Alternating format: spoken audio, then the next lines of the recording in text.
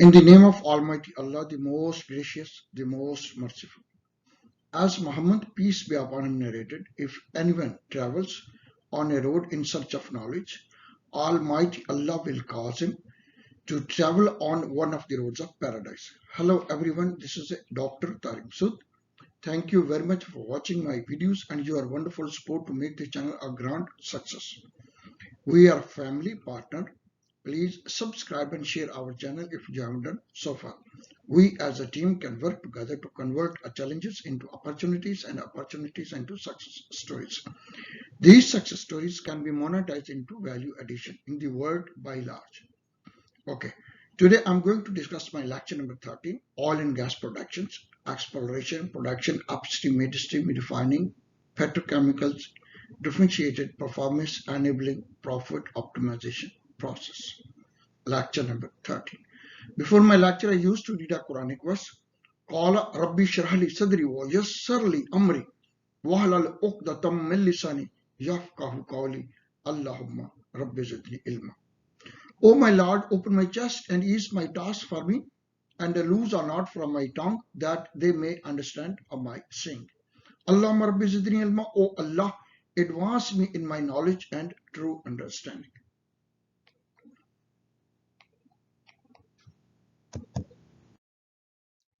Okay, these are the lecture trail which I have completed so for oil and gas productions, introductions, facilities process, reservoir and wellhead, upstream facilities, midstream facilities, refining facilities, petrochemicals, utility systems, unconventional, conventional, resources, environment effect. Okay, so what is the ultimate goal? Shaping the clean and sustainable global energy delivery. So we have planned to deliver a 300 lecture. This is my lecture number 30. Okay, oil and gas production, upstream oil and gas process, lecture number 13. Today we are going to discuss most of them, the equipments.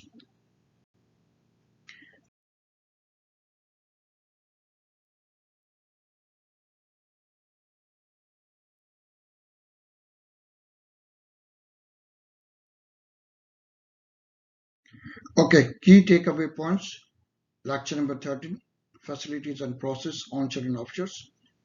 So today we are going to discuss a three-phase production separators, coalescer, filters, electrostatic, desalters.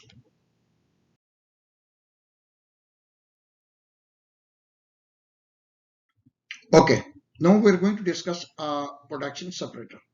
The main separator, as you can see here on the right side, you see the main components around the first stage separators as we have discussed earlier.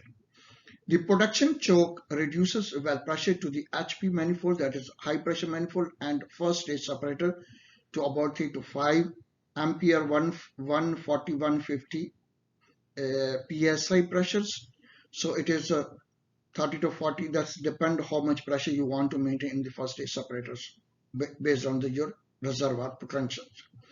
Inlet temperature is often in the range of 100 100 degrees Celsius. It's 40 50 60 70 depend on again reservoir temperatures on. So it is depend how the system can operate it.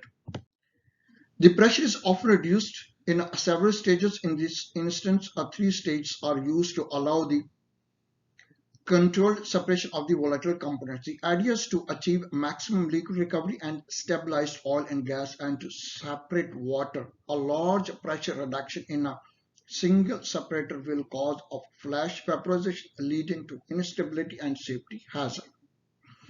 The retention period is typical 5 minutes, allowing gas to bubble out. Water is settled at the bottom of the oil to be taken out in the middle. In this platform, you can see the water cut percentage. We have 40%, but it depends on 30, 40, 50%, which is quite high if it's more than 40%. In first stage separator, the water content is typically reduced to less than 5%. So at first stage separator, a maximum water is removed or up to 95% as we have seen.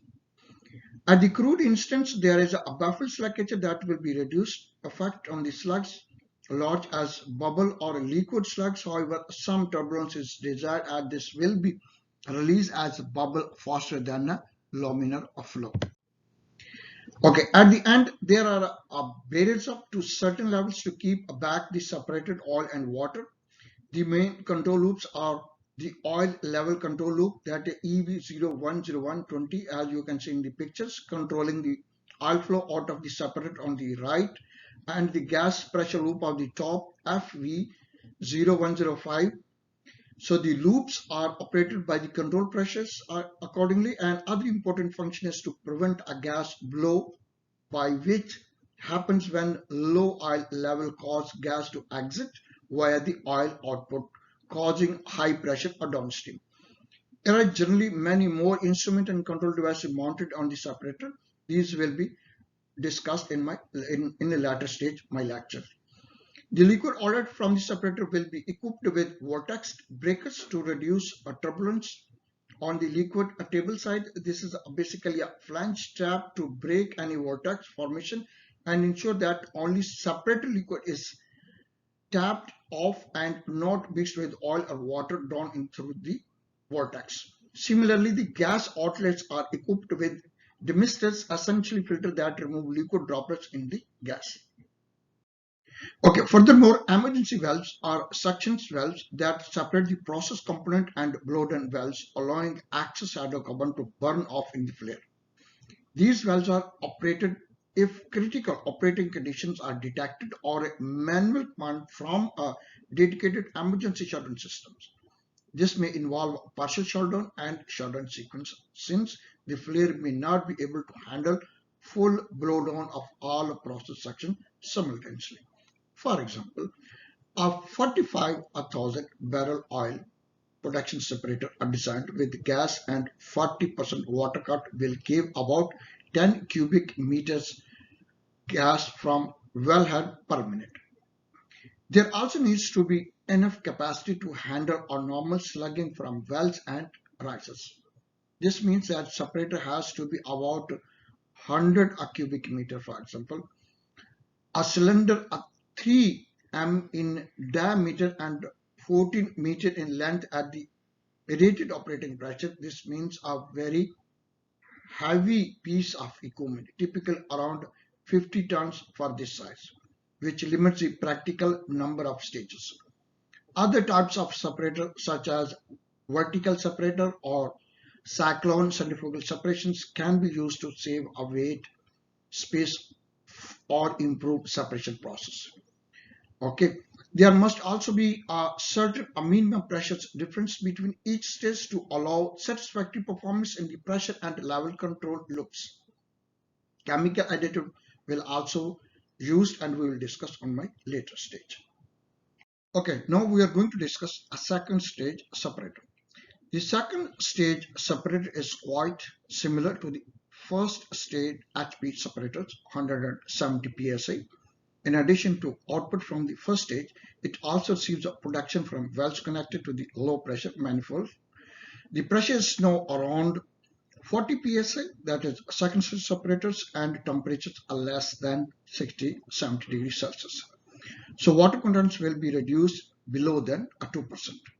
And an oil heater can be located between the first and second stage separator to reheat oil, water, gas mixtures. This makes it easier to separate out water when initial water cut is higher and temperature is low. The heat exchanger is normally tuber shell types where oil passes through tubes in a heating medium placed inside or outer sides. Shell. Okay. Now from next slide we are going to discuss third stage separator. Okay, third stage separator. Okay, the final separator is a two-phase separator, also called flush drum.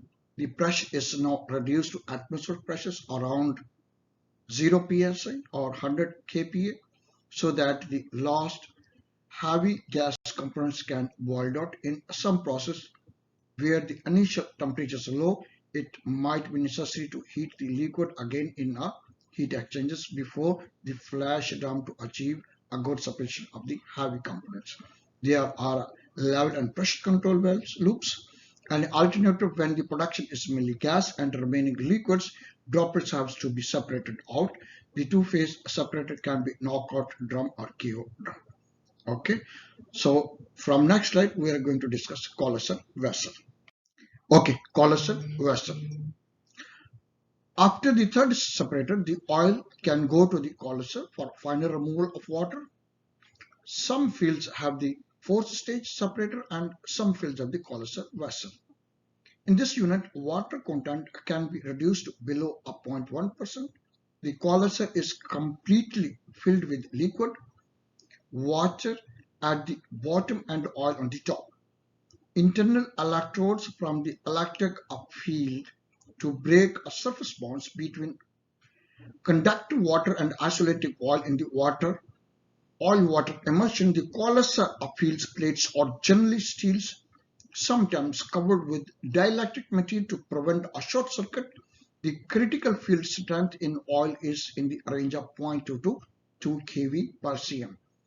Field intensity and frequency as well as the colossus grade layout are different for different manufacturers and oil types. Okay, so we will from next slide we will discuss a further electrostatic desalter. Okay, electrostatic desalter. If the separated oil contain unacceptable amount of salts, ppb, pounds per thousand barrel, they can be removed in electrostatic desalters. The salt which may be sodium, calcium or magnesium chlorides come from the reservoir water and are also dissolved in the oil.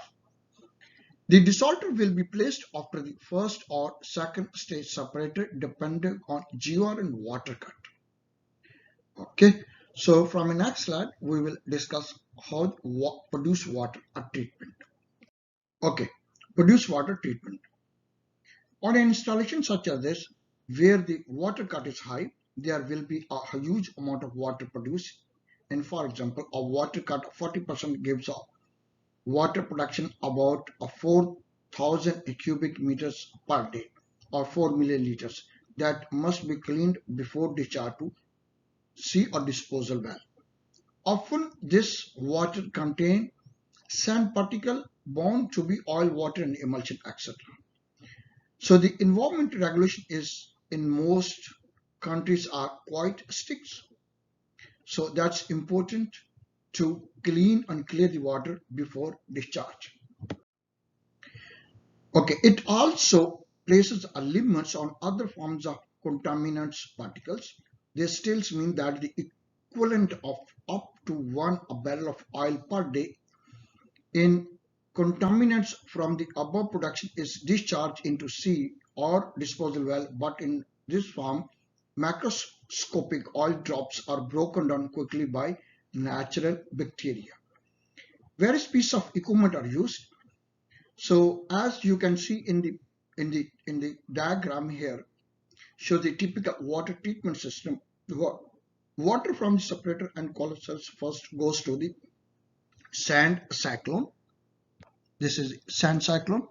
Then it will go to hydrocyclones, and then it will go to degasser and remove the remaining gas and then pumped into the aquifer, reservoir or uh, into the sea. Okay. Water from the separator and colossus first goes to the sand cyclone, which remove most of the sand. The sand is further washed before it is discharged. Okay, the water then goes to the hydrocyclone, a centrifuge separator that remove oil droplets. The hydrocyclones creates a stand vortex where the oil collects in the middle and water is forced to the side.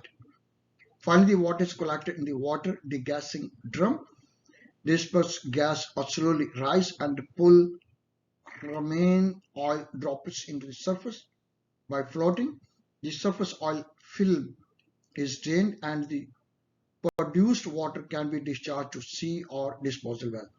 The recovered oil in the water treatment system is typically recycled to the third stage separator.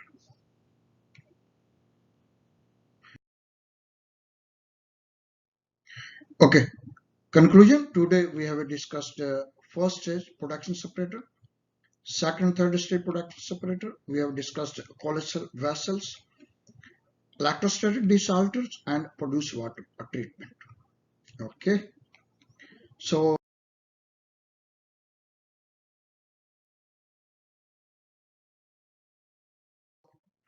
Next topic, oil and gas production. We have a plan to discuss gas treatment and compression, heat exchangers, scrubber and reboilers, compressor anti-surge performance.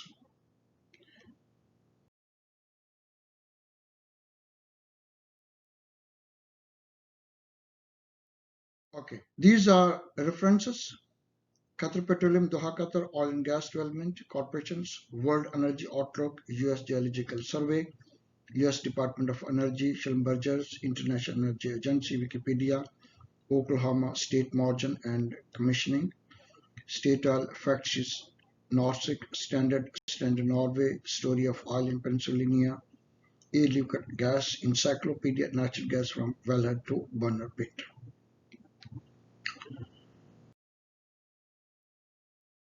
Together, everyone achieve more. Please do not hesitate. Send me your feedback and comments t.masood.dr@both.edu. Please stay at home, stay safe, inspired, and blessed.